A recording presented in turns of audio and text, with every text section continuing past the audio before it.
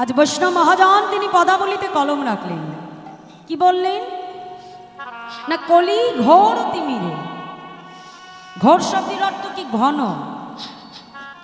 তিমির শব্দের অর্থ হলো অন্ধকার। তাহলে মহাজন এখানে বললেন আমাদের এই কলিযুগটা একটা অন্ধকার দ্বারা আচ্ছন্ন হয়ে আছে, যার ফলে ধর্ম কর্ম রহুদূর, আমরা ধর্ম কর্ম থেকে দূরে সরে যাচ্ছি। তা এই যে অন্ধকারের কথা তিনি বললেন না, এটা কোন অন্ধকার? শাস্ত্র বলছি মায়ারূপী অন্ধকার। ওহে জীব, কৃষ্ণ ভজিবার তরে তুমি সংসারে আইনো, মিছে মায়ায় বদ্ধ হয়ে বৃক্ষ সম হইল। ফলরূপী পুত্র কন্যা আমার ডাল ভাঙি পড়ে, আর কালরূপে সংসারে তেমন পক্ষী বাসা করে। সংসারে তো আমরা এসে পড়লাম না, কিন্তু একটাবারও কি আমরা এটা জেনে দেখলাম যে এই সংসারে যে আমি আসলাম এই মনুষ্য দেহটা নিয়ে, এই মনুষ্য দেহটা কিন্তু এত সহজে পাওয়া যায় না। আমাদের শ্রীমদ্ ভাগবত আমাদেরকে জানিয়ে দিচ্ছে, নিদেহি আদ্যম সুলভম সুদুর্লভ প্লাবাংশু কল্পং গুরু কর্ণধারা মায়ানুকূলেন নভস্য তরিতা পুমান ভবাবদিনা তরিত স্বা আত্মা। অর্থাৎ ভাগবত আমাদেরকে বলছে যে নিদেহ আদ্যম, নি শব্দের অর্থ হলো নর, দেহ শব্দের অর্থ হলো শরীর, আর আদ্যম শব্দের অর্থ হলো আদি নৌকা। অর্থাৎ এই নৌকারূপী যে দেহটা আমরা পেয়েছি মা, এই দেহটা পাওয়ার জন্য আজকে আমাদের কিন্তু ৮০টা লক্ষ জনি ভ্রমণ করবার পর ৪ লক্ষ বার আমরা এই মনুষ্য জন্মটা পাই। কত না বৃক্ষ হয়েছি, পশু হয়েছি, পোকামাকড় হয়েছি, মাছ হয়েছি। শাস্ত্র জানিয়ে দিচ্ছে যে স্থাবর বিংশতি নবলক্ষণী জলজা কৃমি আরুদ্র শঙ্কক পক্ষী নাম ১০ লক্ষ কম ৩০ লক্ষ কম পশু মানশ্চ ২৪ লক্ষানি মানব। অর্থাৎ সর্বপ্রথম স্থাবর মানে হলো বৃক্ষ, বিংশতি মানে হলো ২০ লক্ষ। তাহলে আমাদের সর্বপ্রথম জন্ম ২০ লক্ষ বার কোথায় হয়? বৃক্ষকুল। কত না আম গাছ হয়েছি, জাম গাছ হয়েছি, গুল্মলতা হয়েছি। মুক্তি কবে পেলাম মা? যেদিন তুলসী বৃক্ষরূপে আমার জন্ম হলো। ওই তুলসী বৃক্ষরূপে জন্মগ্রহণ করে যেদিন গৌর গোবিন্দ সেবা করতে পারলাম, সেদিন এই ২০ লক্ষ বৃক্ষ জন্ম হতে মুক্তি লাভ ঘটল। এরপরে শাস্ত্র জানাচ্ছে নবলক্ষণী জলজ, ৯ লক্ষ বার আমাদের জলের মধ্যে জন্মগ্রহণ করতে হয়। আর এই জলজ জীবনের শেষ জীবন যেদিন শঙ্খরূপে আমার জন্ম হল। তারপরে বলছে যে কৃমি আর রুদ্র শঙ্খক, কৃমিকীট রূপে আমার জন্ম হলো ১১ লক্ষ বার। কৃমিকীট জন্মের শেষ জন্ম পেলাম যেদিন মধুকর অর্থাৎ মৌমাছি রূপে আমার জন্ম হল। পক্ষী নাম ১০ লক্ষ কম, পক্ষীকুলে আমার জন্ম হলো ১০ লক্ষ বার।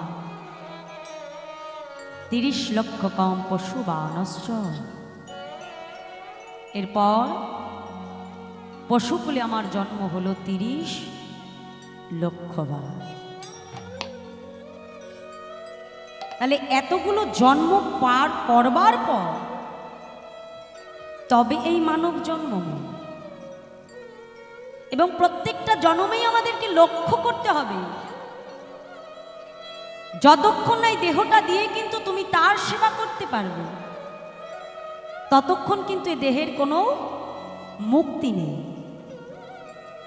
তাহলে আমরা এখানে বলতেই পারি মা, এ জগতে সবাই তো আর গোবিন্দকে ভজন করে না, সবাই হরিনামও করে না, কৃষ্ণ নামও গায় কি মা, তাই তো? দেখো এই যে এত সুন্দর ব্যবস্থাপনা করা হয়েছে আমাদের ভক্তের সমাগমের জন্য, হরিকথা আস্বাদনের জন্য, কিন্তু আমরা তো সেখানে আসি না। কিন্তু কোথা থেকে একটা সিনেমার আর্টিস্ট এসে যদি একটু ডান্স হাঙ্গামা নাচানাচি করতে, দেখবে লক্ষ লক্ষ মানুষের ভিড় জমে গেছে তাকে দেখার জন্য। কি মা, তাই তো? টিকিট কেটে তাকে দেখতে চলে যাচ্ছে লক্ষ লক্ষ মানুষ, যাকে একবার দেখার জন্য ছুটে যাচ্ছে মা। কিন্তু যে গৌর হরির জন্য আমরা এই দুর্লভ মনুষ্য জন্ম পেলাম, কৃষ্ণ ভজনের দেহ পেলাম, যার জন্য পেলাম, তাকেই আমরা ভুলে গেলাম। কি মা, তাই তো? যাকে লক্ষ টাকার টিকিট কেটে দেখতে যাচ্ছি, তার জন্য দেহটা পাইনি আমি। যে কৃপা করে দিয়ে পাঠিয়েছে, তাকে দেখবার জন্য একবারও আমরা ছুটে আসি না। এটা আমাদের দুর্ভাগ্য। তাহলে তোমরা আমাকে বলতেই পারো মা, জগতে সবাই তো আর কৃষ্ণ ভজন করে না, হরিনাম করে না। অনেকেই আছে হরিনাম দেখে ব্যঙ্গ করে, তাহলে তাদের দশা কি হবে? যারা হরিনাম শোনে তাদের এক দশা, যারা শোনে না তাদের কি হবে মা? তাই তো? যেমন দেখো মা, আমি যদি আমার একটা সোনার গহনা শ্যাকরার দোকানে দিয়ে বলি, আমার এই সোনার চুড়িটাকে গলিয়ে আমার জন্য একটা গলার হার তৈরি করে দাও, শ্যাকরা কি করবে? এটাকে আগুনে পুড়িয়ে সোনাটাকে আবার পুড়িয়ে গলিয়ে সেটা থেকে গলার হার প্রস্তুত করবে, তাই তো? তাহলে আগেও এটা সোনা ছিল, এখনো সোনাই আছে, সোনার কোনো পরিবর্তন হয়নি। কি হয়ে গেছে? তার আকার বা রূপটা পরিবর্তন হয়ে গেছে। তাহলে আমরা যে এই যে ভজনের জন্য দেহ পেয়ে আসছি, কিন্তু ভজন তো করছি না। আমাদের কি হবে মা? মৃত্যু ঘটবে, আর মৃত্যু ঘটার পর পুনরায় আবার এই ৮০ লক্ষ জনই আমাকে ভ্রমণ করেই যেতে হবে। দেখো মা, দেহের মৃত্যু হয় কিন্তু আত্মার মৃত্যু নাই। দেহের মৃত্যু ঘটবে, দেহটা পরিবর্তন হবে। যেমন সোনাটা আগে একরকম ছিল, এখন আর একরকম হয়ে গেছে। এই দেহটা এখন একরকম আছে, মারা যাবার পর আবার আর একরকম হয়ে যাবে, কিন্তু আত্মার তো মৃত্যু নেই মা। তোমার সেই আত্মা পুনরায় আবার এই জন্ম মৃত্যুর চক্রে বারংবার আবর্তিত হতেই থাকবে। আর যতবার এই সংসার চক্রে আমরা আসবো মা, ততবারই সংসারের জরা ব্যাধি দুঃখ কষ্ট এই ত্রিতাব জ্বালা আমাদেরকে গ্রাস করে নেয়। দেখো আমরা তো এখানে সবাই সংসারী জীব বসে আছি, একজনও বলতে পারবো মা যে এই সংসার মাঝে এসে আমি সুখে আছি? পারবো? এই সংসারে একমাত্র সুখী সেই মা যে তার দেহ মন প্রাণ গোবিন্দ চরণে সমর্পণ করে দিতে পারে। কোনো ভক্তের কাছে দিয়ে বলো তোমার সুখ আছে, সে আমাদের মতো বলবে না যে না আমি অসুখী, বলবে আমার গোবিন্দের কৃপায় আমি সুখেই আছি। আত্মনিবেদন করতে হবে। যেদিন এই দেহটা তুমি তার চরণে সম্পূর্ণরূপে সমর্পণ করে দেবে, সেই দিন এই আত্মা মুক্ত হয়ে চলে যাবে গোলক বৈকুণ্ঠ ধামে। আর সেই দিনটি এই জরা মৃত্যুর চক্র হতে মুক্তি পাবে। নিতাই গৌর হরি হরিবল হরিবল। যার জন্য উপায়, যার জন্য পথ একটাই, অন্য কোনো বিকল্প পথ নেই, সেটা হলো এই হরিনাম।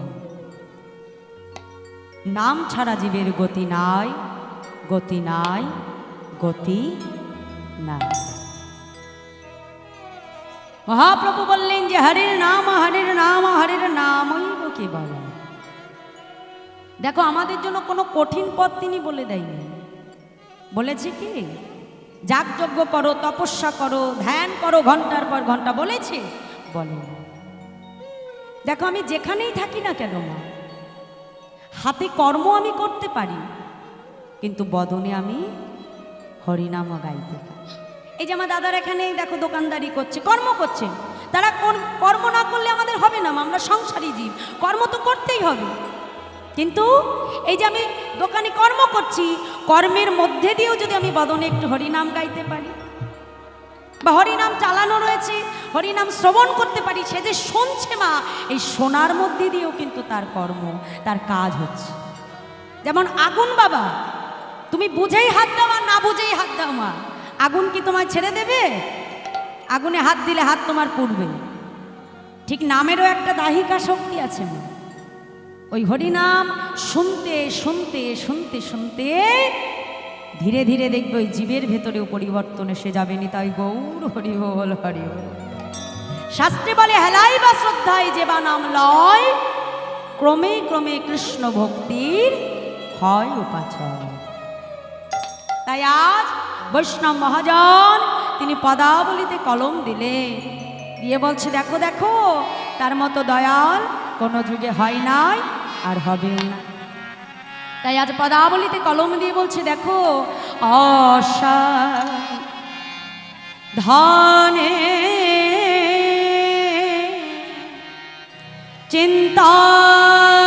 চিন্তামণি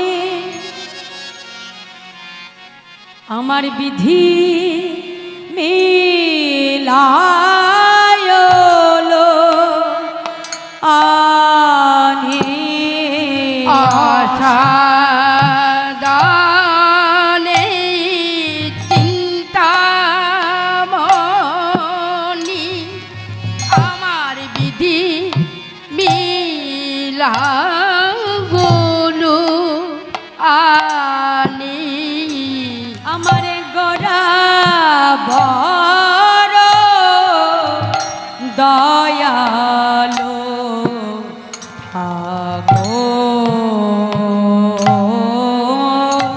আমার গোরা বড় দয়ালো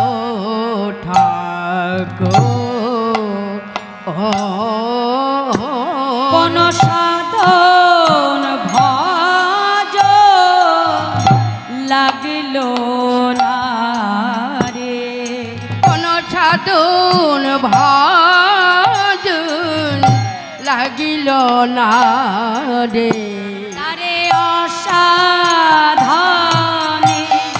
পাওয়া গেল সাধন ভজন লাগিল না রে। অসাধনে পাওয়া গেল কোন সাধন ভজন লাগিল না রে, বলি অসাধনে পাওয়া গেল কোন সাধন ভজন লাগিল না রে, এই কলি যোগে হয়ে গেল অসাধনে পাওয়া গেল কোন সাধন ভজন লাগলো না রে। কলি যুগ হয়ে গেল বলি অসাধনে পাওয়া গেল কোন সাধন ভজনী লাগলো না রে। এমন দয়াল গৌর অবতারে কলি গৌর হরি হয়ে গেল আমার হরি বলা হলো না রে। দয়াল গৌর অবতারে কোন সাধন ভজনে লাগলো না রে। অসাধনে পাওয়া গেল ভজনে লাগলো না রে, অসাধনে পাওয়া গেল কোন সাধন ভজনী লাগলো না রে। অসাধনে পাওয়া গেল কোন সাধন ভজনে লাগিল না রে, বলি অসাধনে পাওয়া গেল কোন সাধন ভজনে লাগিল না রে, এমন দয়াল গৌরী অবতারে। আমার দয়াল গৌর অবতারে কোন সাধন ভজনী লাগলো না রে। কলি যুগ হয়ে গেল কোন সাধন ভজনী লাগিল না রে। দয়াল গৌর কোন অবতারে সাধন ভজনী লাগিল না রে। দয়াল গৌর অবতারে সাধন ভাজন লাগিল না রে। তাহলে অসাধনে পাওয়া গেল, সাধন ভজন লাগলো না।